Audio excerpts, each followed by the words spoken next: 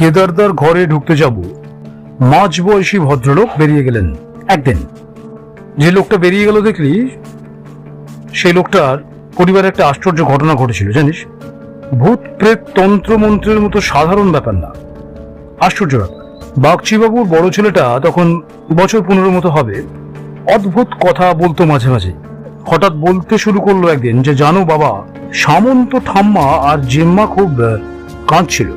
সামন্তদের ছোট কর্তার ছোট মেয়েটার শরীরটা খুবই খারাপ, চিকিৎসা ঠিক মতো হচ্ছিল না, টাকার অভাবে, তাই কান্নাকাটি আর কি। তো বাগচিবাবুর ছেলে কিছুদিন পর থেকে বলতে শুরু করলো যে, ঘুড়ি উড়িয়ে যখন সন্ধ্যেবেলায় ছাদ থেকে নামে, সেই সময় একটা ছায়া মূর্তি আবছা মতো নাকি রোজই আঙুল দেখিয়ে সিঁড়ির ঘরের ওপরে খিলানটার দিকে আঙুল দেখায়। স্বপ্নেও এসে সামন্ত ঠাকুমাকে বলে দিতে বলে। দরজাটার ওপরে একটা আলোর প্রভা নাকি ও দেখতে পায় প্রায়। সামন্তরা ছেলেটাকে